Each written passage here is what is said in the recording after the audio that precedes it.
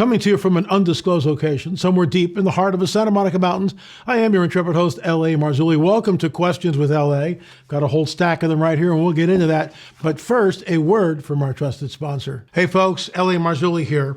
And you know, a lot's going on right now in the world, and this is why I rely on my Patriot supply. We've got 2 stashes of them. They're fantastic. I believe in their product, which is why we're advertising it here. Their mega 3-month emergency food kit comes jam-packed with 33 varieties of filling and delicious foods.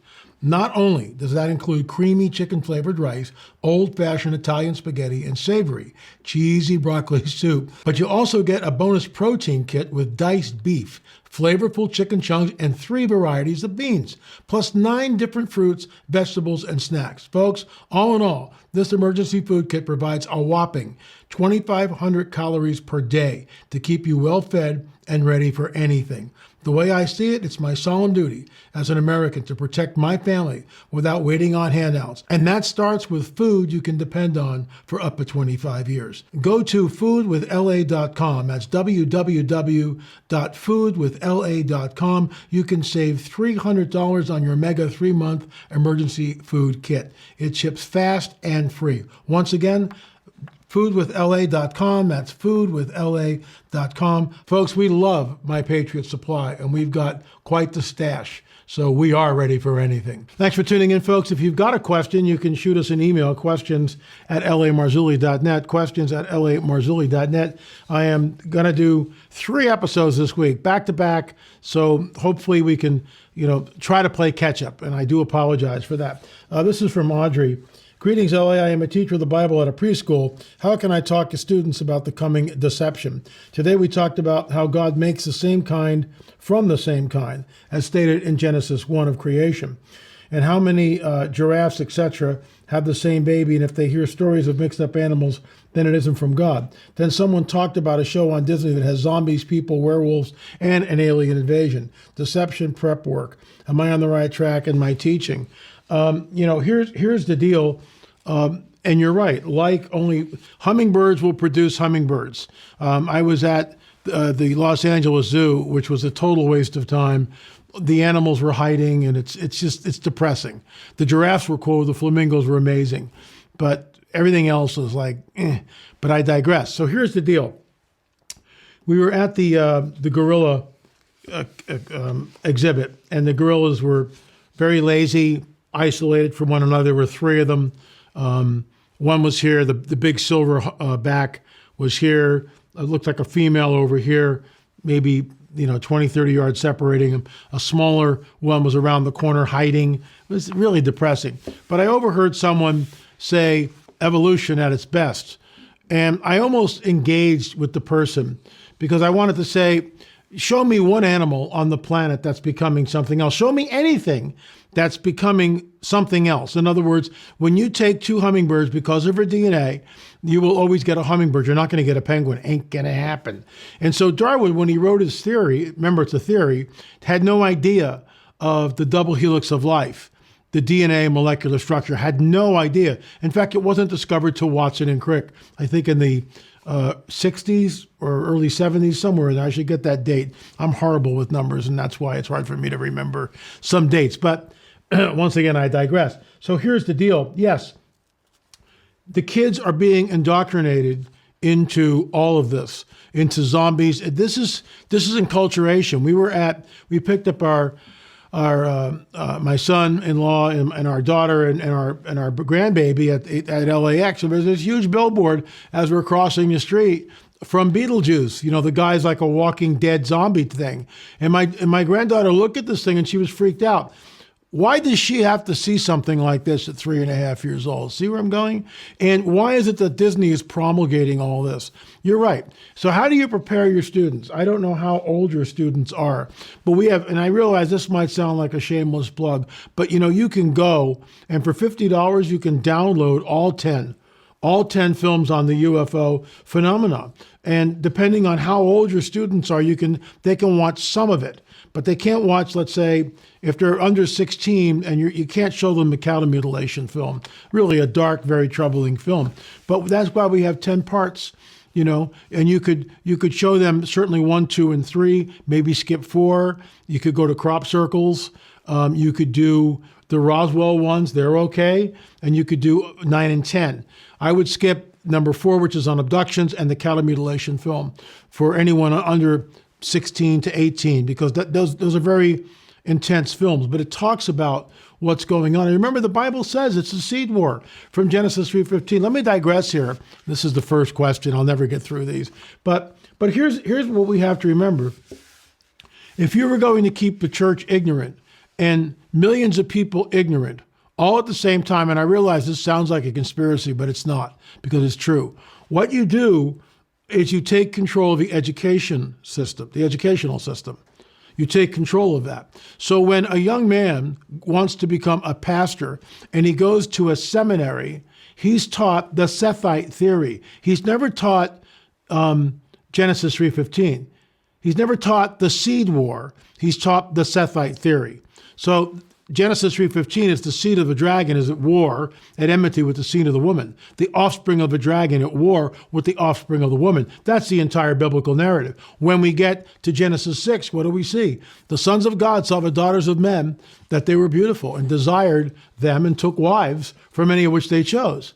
The Nephilim were on the earth in those days, great men of renown, and also afterwards, and all this other stuff. So you would eliminate Genesis 3:15 from the seminarian student, and then you would insert the Sethite theory, which is that the godly line of Seth intermingled with the hoochie mamas of Cain. But that's nowhere in the text. And as my late mentor, Dr. I.D.E. Thomas used to state, you're just torturing a text when you do that. So that's the first thing. The second thing is you downplay the book of Enoch.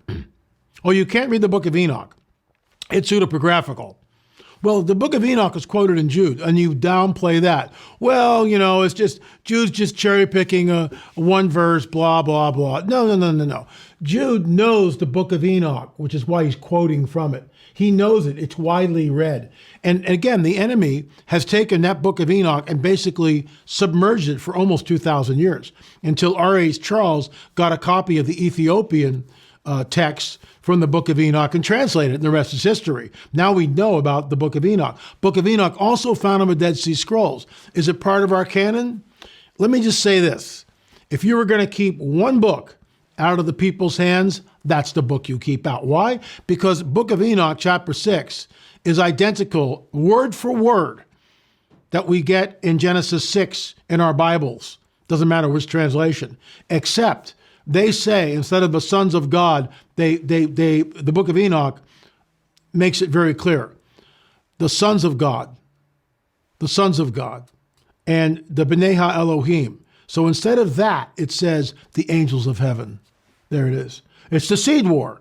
So if you were going to keep the churches and the body of Christ ignorant, that's all you do. And so after a period of time, everyone marches to the same drum. They've all been indoctrinated. So circling back to the whole Darwinian paradigm thing, it's a construct. It's never been proven. And yet it's pounded into people's heads as the truth. It's just unbelievable. I mean, I could go down this rabbit trail for quite some time, but I'll stop there. This is from Ron. I've been following your work for about a decade, and it was either viewing the Cosmic Chess Match lecture series or a prophecy conference presentation when I first became acquainted with your research. Well, thank you, Ron. I appreciate you writing in, and thank you for your support. I was just amazed to learn that there was actually a sound biblical response to the UFO phenomena and an alternative explanation as to what the so-called alien grays were. As you were the first individual that I had ever heard from in the prophetic community, it was addressing UFO-related subject matter from a biblical perspective with great clarity and specificity. Well, thank you for your kind words. Here is a question, and I've never really heard anybody in the Christian community specifically address it. That is regarding what happened to the remains of pre-flood humans who perished in the flood. I've heard talk and speculation that there may have been millions of human beings that roamed the planet during that time period. The point is, whether it was hundreds of thousands, millions, or even billions of people, where are the human bones and remains from the pre-flood world? As we see the prehistoric fossil records of various animal species and dinosaurs that existed during that era. but what about human beings from prior to the flood? I was wondering what your thoughts were on the subject, and also what would be a sound biblical response to this question should it come up in conversation with a Darwinist or an atheist. Ron, that's a really good question.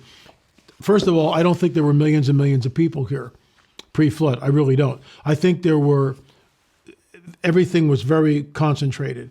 And you say, well, what happened to that? Is it possible? Is it possible? Human beings, here we are, 6 foot, even smaller. You get a dinosaur that's huge. So now you've got all these monstrous waves, riptides. The earth is covered with water. Immanuel Velikovsky, who was hammered by the scientific community, Earths in Upheaval, Earths in Collision. I think that's Earths in Collision, definitely one of his books. I think Earth in Upheaval is another one. But he postulated that this is why in places like Alaska, you can go into caves and see this mixture of all sorts of animal bones. And they're shattered. They're all mixed together. There's no skeleton, as it were. They're all just mixed together, but they're still there. Is it possible that some human remains are still there also? I don't think millions of people were on the earth. I would point you to, and I would a word of caution here. Velikovsky has some very, very interesting hypothesis. And look at that, check that out, read the books, and draw your own conclusions from it. I hope that helped. This is from Dawn. What is your opinion on where the dinosaurs came from? Where do they fit in to Earth's history? Well, I actually wrote about this, Dawn, and my editor, the late Rose Diepstra, wouldn't let me publish it. I believe that the dragon, Satan, took existing DNA and created the entire dinosaur kingdom. And this led to the cataclysm that wiped the dinosaurs out. Father God said, this isn't what I asked for. Boom, all that's gone. Then the earth was without form and void, and then there's a recreation. If you've not read G.H. Pember's book, Earth's Earliest Ages, I would strongly suggest doing that. This is from Janice. Not a question, but interesting letter sent to a man talking about keeping a portal open while entities come through. Entities who mind speak, shape shift, etc. You may be aware of this, but if not, you may find it interesting. What jolted me was the level of deception, and that humans are befriending and readily embracing these beings, even setting up camps where people can come, meet with, and be healed by them. The letter he reads goes into detail about the interdimensional beings and how they can they be seen or not seen based on their speed frequency. And there's a YouTube link here. And I get this. This is the work, and we've seen this before. I won't disparage anyone on this program, but there are well-meaning people wrapped up in New Age philosophy who call these things down. Stephen Greer, and he's certainly welcome to come here. We disagree on the so-called benevolent space brothers. I do not believe they are benevolent space brothers at all. So, Stephen, if you're watching this, you're welcome to come on, and we'll cross swords and have a friendly discussion. Space brothers don't need to abduct a 5-year-old boy and implant them and conduct horrific sexual experiments on the abductees. And of course, I'm not the only one who's saying this. Jacques Vallée, other people from on your side of the aisle have stated this. So, what are we really looking at? It's not friendly, in my opinion. The bottom line is there are people, and this is why I mentioned Stephen Greer. He talks about using meditation to open us up to them. Well, my first question is this: how do you know what you're encountering is benevolent or malevolent? So once again, he's welcome to come on and we can discuss this. And I'm not disparaging him. He's entitled to his opinion, but I'm also entitled to my opinion. I think Stephen Greer is leading a lot of people astray. I can back that up because how do you know what this entity that you're allowing in or mind speaking through you is benevolent or malevolent? What's the litmus test that a person would use for that? And so far, I have not heard of any litmus test from the New Age community. So let's continue. Greetings, fellow Italian. I love listening to you. I am wondering what happened to the woman that the fallen angels married. The book of Enoch mentioned sirens, but what exactly is a siren? Are they mermaids, water spirits? I threw away all my mermaid stuff just in case. Thank you for answering my question, Laura Smith. Wow, I wonder if that's... Anyway, I digress once again. I don't have all the answers here. I mean, I really don't. Sirens, in my opinion, there's a mixing of the genome. We know this because Greek mythos talks about this. And in Greek mythos, you've got centaurs and minotaurs and fauns. Isn't it interesting at the end of Katy Perry's E.T. video? If you've not seen that, pray up before you watch it. It's very, very intense. But at the very end of the video, spoiler alert here, so she's wearing this long robe which covers her body. And it's like a train, like almost like a wedding gown, where it just goes back 10, 15 feet. And at the very end of the video, the robe or the train is dropped to the ground. And you see that this figure that Katy Perry is doing in this video, the ET video, Google that, it'll blow your mind. And by the way, your grandkids have already seen this. Spoiler alert, just saying. So at the very end of the video, you see that she's not a human being. From the waist up, she's a human being, but from the waist down, she has the legs of a faun. This all hails back to Greek mythos. The late Chuck Missler used to talk about this, that maybe it's not Greek mythos. Maybe it's actually real, that what we're seeing actually happened. And this is why the days of Noah, Jesus warns us, it'll be like the days of Noah. Okay, I got one more here, and then I'll take a break. This is from Ellen. Hey, LA, I stumbled at your conference at Calvary Chapel that was uploaded to YouTube April 21st and 22nd. All three sessions were absolutely wonderful in solo research. Well, thank you for the kind words, Ellen. Thank God for the work that you do as well as others do in this line of work. So, crop circle segments were of particular interest to me. I've always been fascinated by them and often wondered what their purpose is. I came across a website indicating that they were known stargates, portal grids, vortices, are all located around the world. And she goes on from there. She talks about grids, stargates, paranormal, supernatural. I'm trying to get to the question. And it's no wonder the Apache tribe fought Vatican Catholic Church so hard, being as the Stargate and sacred Apache burial site at the top of Mount Graham. Okay, so I get that. I will continue to wear my tinfoil hat as a badge of honor. So there's really, there's not really a question here, but what she has to understand, and I will address this, that Native Americans, not all the tribes, but certain Native American tribes talk about the star gods. The star gods coming down and interbreeding with the women. They talk about this. Chief Joseph Riverwind talks about it. It's also in our film, I believe the very first film, UFOs Are Real, in our 10-part UFO series, and you need to do a deep dive. Folks, you got to do your homework. You just got to do your homework.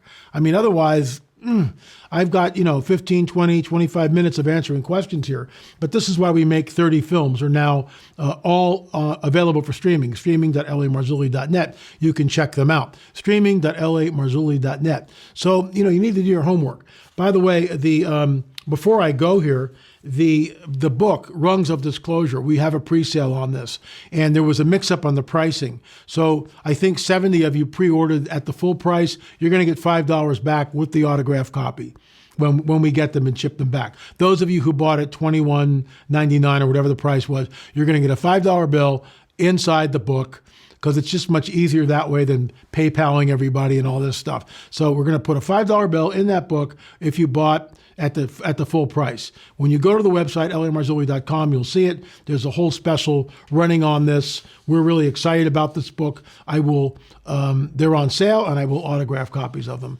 So anyway, thanks so much for watching, folks. I'll be back tomorrow with another episode of Questions for LA. Hey folks, L.A. Marzulli here. I've got book number 14 coming out. It's being published by Charisma Media. It's called Rungs of Disclosure. Let me whet your appetite. What is it, 77 years ago, something happened in Roswell, New Mexico? Was it really a weather balloon, or was it something else? Folks, one of the very first chapters in that book delves into the whole Roswell event. What I think happened there was a cover-up, and it began the deliberate obfuscation that continued until 2017. And Tucker Carlson asked Commander David Fravor, in your opinion, what was this tic-tac-shaped UFO that you saw? Commander David Fravor looks right at the camera and says, whatever this was not from this earth. That's the nexus. That's the beginning of the Rungs of Disclosure book. I think it's the most important book I've ever penned. Go to lamarzulli.com, lamarzulli.com. You can pre-order the book, save $5, and that book will be autographed by yours truly. Don't forget, folks, UFOs are real, burgeoning and not going away. In my opinion, this is the coming great deception that Jesus warns us about.